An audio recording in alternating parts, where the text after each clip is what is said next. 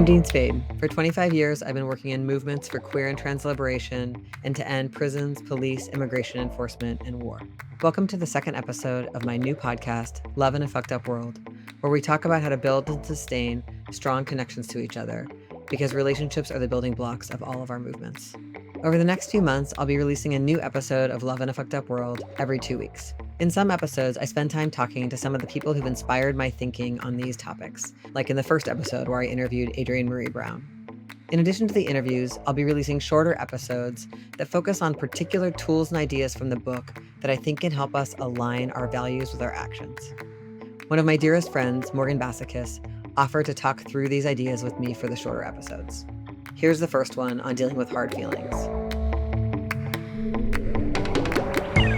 Welcome back to the podcast. I'm here with my beloved friend, Morgan Bassichis, who is an anti-Zionist, an abolitionist organizer, an artist, comedian, and a somatics coach, someone who has taught me so much about these kind of overlaps between our political values and our interpersonal connections and relationships. And today we're talking about difficult feelings. Possessive, jealousy, control, envy, the kinds of feelings where we can say really mean things to ourselves about how these feelings don't align with our politics. And I was partly inspired because I had a really fun conversation with Adrienne Marie Brown on the podcast. And in one part of the interview, she spoke about how she's feeling a lot of liberation from possessiveness and seeing others as property, that whole kind of romance myth narrative in her intimate relationships. It was really fun to hear about, very beautiful to hear about that kind of freedom she's feeling. And it also made me think about how many of us might not be there. And I don't want us to judge ourselves if we're not. So I wanted to talk about this, about those moments when we feel strongly possessiveness, jealousy, control, envy, these kinds of feelings that may feel politically taboo as people who are committed to each other's autonomy and who want each other to feel enjoyment of our lives. And then these feelings creep up that we might judge. Morgan is someone who I've talked to about these kinds of feelings a lot over the course of our multi-decade friendship, and who's always encouraged me to think about them with greater gentleness and also to be playful with them. So I thought we could talk about that together today. Welcome, Morgan. Thank you, Dean. I'm really happy to be here to talk about this juicy thing with you. I am so glad we're together. So Morgan, first, I just want to actually ask you, what do you do with that? The idea that I'm feeling something that feels really at odds with my principles and maybe my community's attested politics when I'm feeling jealousy, envy, control. What do you do with that? How do you think about that? I feel like I struggle with it, like most days. I feel like often I feel something in my relationships that I wish I didn't feel. And I feel something about myself, about the world, about other people that is not a perfect lining up with my politics. And I think over the course of my life, there's been different moments where I'm like, I've had different approaches to that, of sometimes more like, I have to fix these parts. And I think on a good day, I get to say, you know what? This is me being human again. Oh, look at us being human again. We're so convinced that we're so deeply wrong and different and bad that we think the rules of being human don't apply to us. And humans are inherently contradictory, confusing, multiple beings that have so much contradiction and ambivalence. And so why shouldn't we? And as political people, movement people, we don't want to confuse aspiration with a kind of fantasy of control, that we can control ourselves perfectly in our thoughts and our actions and control others. And instead, you and other people have been like, okay, well, the jealousy, first of all, is a human emotion. And also, it's reminding me that something I really care about is being touched right now. Like, it's actually, there's a lot of sweetness in jealousy that if we can kind of soften the immediate tendency to shame it, there's oh, there's something, someone, some bond, some connection you're feeling super protective over. And when someone's feeling protective, this is easier said than done. We're not like, why are you feeling protective? We're like, oh my God, wow, you're feeling protective. You're trying to protect something. On a good day, I can notice, oh, I'm scared. There's fear. So let's proceed with gentleness instead of proceeding with shame and how dare you be scared. Yeah, I love that you said that. One of the things I notice about a lot of these hard feelings is they're very outward. Jealousy says to me, this is intolerable and you need to make Morgan do something different. You need to make the person you're feeling jealousy around do something different. And if I can instead slow down and be like, wow, I'm feeling a strong sensation. Yeah. What's under there? And then for me, fear is often under these ones. Oh God, I'm really scared Morgan likes someone else better than me, or that our relationship will be diminished, or whatever the story is being told. But just a lot of times it's just like a fear. I feel it in my chest. And just then being like, oh, poor you. Oh, sweet Dean. That's hard. Just that's hard. Or you're scared. sometimes I can't access like kindness to myself. That's too much, but just like, wow, you're scared. Just even noticing the physical sensation instead of the like, I got to go out there and stop Morgan. Like that already is a massive coming into reality, coming into myself, caring for myself. It's a big healing for me if I come back to like taking care of myself. And then even if I ask a friend for help or any of that is like, wow, a real direction towards love for myself. Even though I can't say like loving words explicitly, but just even that I care at all. What's happening in here feels like a big victory, like bringing a little bit of curiosity and then slowing it down a little and being a little bit like, ooh, ouch. Like just even mirroring the feeling like you would with a little kid, like, oh, you're scared, that has been a big one. I'm curious about envy, if you would talk about that at all. Oh, will you? Okay, envy is I want what you have. Yeah. What's the difference between jealousy and envy? Jealousy is Jealousy, like, I'm afraid that something's gonna be taken from me because of that other connection, and envy is, like, yeah, I want what you have. You're getting attention or you're getting the kind of sexual relationship that I wish I had or whatever. right. Well, this is another one that we have so much shame about, and that supposedly somehow having radical politics or anti-capitalist politics or anti-racist politics means you don't feel envy, and that's just like that's a setting ourselves up to feel horrible. Of course we feel envy. Of course we do, and of course we feel it in places where we wish we didn't. And there's that saying that people pass around of like, "What you resist persists," and I really find that to be the case with both envy and jealousy, that if I put so much energy into being like, "You have to be happy for this person," instead of being like, "Oh, of course.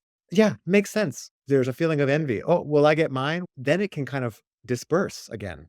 And it's the same with jealousy of like, sometimes all it needs is just a little bit of time in the sun of saying, "Yeah, we all feel those feelings that we wish we didn't feel and that are not quite lined up with our abundance politics." And my experience also is that when I share with my friends, which I've done with you, of like moments of insecurity or jealousy, it actually brings us closer because people don't feel like we have to treat each other like we're on pedestals, but we're like, "Oh, of course, you're human just like me." And I would say too, for me, like, envy might be a sign of something I want. Yeah. Like, I might be like, "Oh, Morgan's getting a lot of attention for this," and I didn't realize, oh, wow, it turns out I have a desire for attention from that, and I didn't know it, like, because sometimes we don't even let ourselves know what we want because it's feels risky emotionally or whatever, so envy is like a creative opportunity to want something that maybe we didn't know we were allowed to want, and to be, like, happy when envy arrives, "Ooh, fun, just found out something else I wanna pursue or I'm curious about," instead of shame around it that, "Why don't I feel just happy for Morgan?" Like, that I think can be a problem. The other thing I also wanna add to this conversation too is I really believe in, like, the delight of playing with these sort of difficult Yeah. feelings, and I think something that I don't hear people talk about enough these days and, that I want people to more is, like, using role play, kink, BDSM, like, using these brilliant queer technologies to satisfy some of this. I can thinking of examples that are sexual in using something like bondage or using something like a role play in which you're telling someone you're mine or I'm yours or submitting to someone or possessing someone as a really beautiful way to get out those experiences, have those very like emotionally satisfying experiences of wanting to control others or be controlled, wanting to belong to others or possess others. And like that, when we do it as play, can mean that we're also keeping on board a commitment to consent instead of only seeking to get those drives met and then getting ourselves into situations that are getting those drives met, but that are not ideal, like where we're now actually in a relationship where we're telling someone that we belong to them and we are doing things we don't want to do. Like the part where there's no kind of conversation around it. So I think that kind of stuff is really amazing, the sexual stuff. But I was also thinking about how just recently I had this wonderful experience of my friend Zakaria coming over and like going through my entire closet with me and dressing me and being like, I love being bossed around in this way by like this older sister figure. Our relationship is non-sexual, but it's so much fun to turn over myself to this person and totally trust them. And I think we were both having a really great time. And it was a very deeply trusting, intimate thing to do.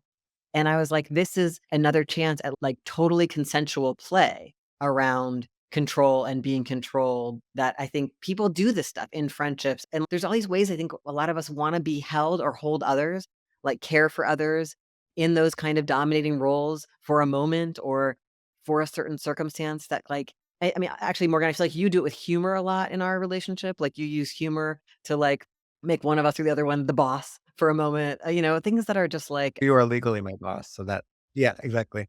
but yeah, I'm curious if you have examples of the I mean, also you're in theater. I mean, just like the ways people use play and roles and humor very seriously or very lightly to be in some of these spaces that are emotionally very compelling.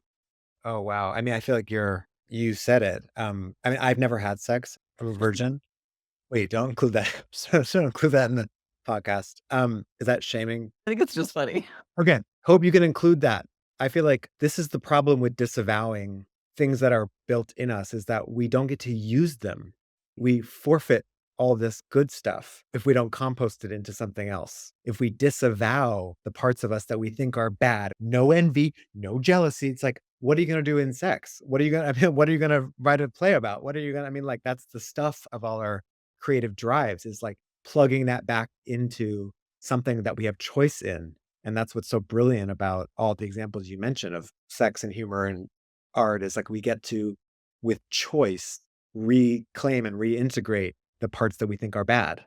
I also feel like around like couples and being like, I want to watch my partner do this, or I want my partner to watch this happen to me. I feel like these are all examples of getting to lean into jealousy or lean into envy and do it differently or do it with choice or do it with agency or do it with consent. So, yeah, we're not angels. I mean, I think pop culture shows us that people have an enormous amount of these sensations. Like, this is what most songs are about. I'm thinking about there's just like this huge genre of romance novels. And in those novels, there's a really big straight narrative of like women meeting like the perfect dominating man who can read their mind and control them perfectly and like deliver these incredible sexual fantasies of domination. And I think people feel really awkward about having these drives. Is it okay to have them? But they're so widespread.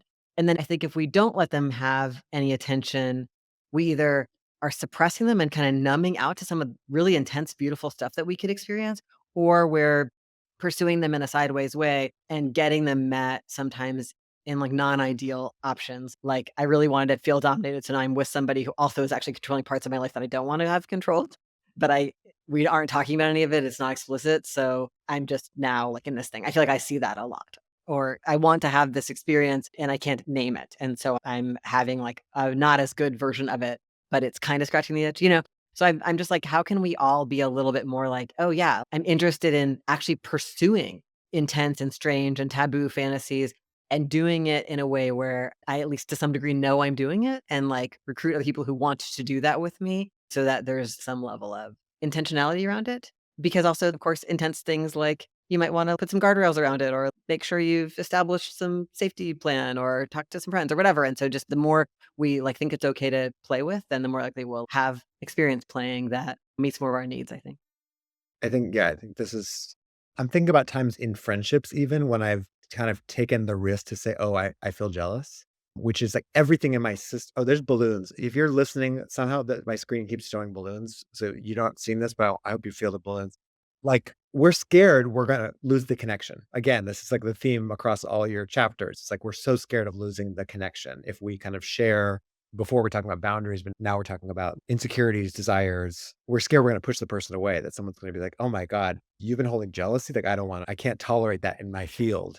And I feel like it does become this, what you're describing, this muscle of how do we work with, in a playful, intentional way, these drives, not make other people responsible for them, not disavow them, not be like, because I'm jealous, you need to now reassure me in the way that whatever, but also maybe I get to ask for reassurance and that gets to be a playful thing. So there's a paradox. I feel like there's a kind of like sweet spot paradox that we're talking about of like when these things feel compulsive and drive us versus when we disavow them. And then this kind of sweet spot of, oh, I'm getting to almost do alchemy. I'm getting to do alchemy with the parts of me that I thought were supposed to be thrown away. Yeah. Thank you for that. I love that image. Thank you, Morgan, for talking with me about this juicy topic. Really nice to be with you as always. I love you so much, and you're the only one who loves me, and I'm the only one who loves you, and, remember that, okay? I could never forget. Thank you. Thank you for tuning in to the second episode of Love in a Fucked Up World. This podcast is based on my book by the same title, which is out now from Algonquin Press. I hope you'll pick it up in an independent bookstore or buy the audiobook through Libro.fm rather than using Amazon or Audible. Enormous thanks to my beloved friend Morgan Bassichis for working on these short episodes with me. You can find a full list of the resources mentioned in the episode in the show notes.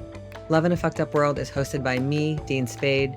It is produced and edited by Hope Dector. Thank you to Derek, Kelsey, Lindsay, Jessica, Raindrop, Ciro, Eugene, and everyone else who helped with this podcast. Special thanks to Nicole Georges, who encouraged me to make it. Our theme music is I've Been Wondering by The Ballet. You can reach us at loveinafuckedupworld@gmail.com. The U in fucked is a 0. We're living in harrowing times. We need each other badly. No one is coming to rescue us. We're all we've got. I wrote Love in a Fucked Up World and made this podcast because I think it's possible for us to work together to break harmful patterns and stop acting out toxic scripts we've internalized. We can treat each other and ourselves better. We can build abundant support systems and help each other face the uncertainty of our lives, taking bold risks together. I hope that you will keep listening, subscribe, and share this episode with the people in your life.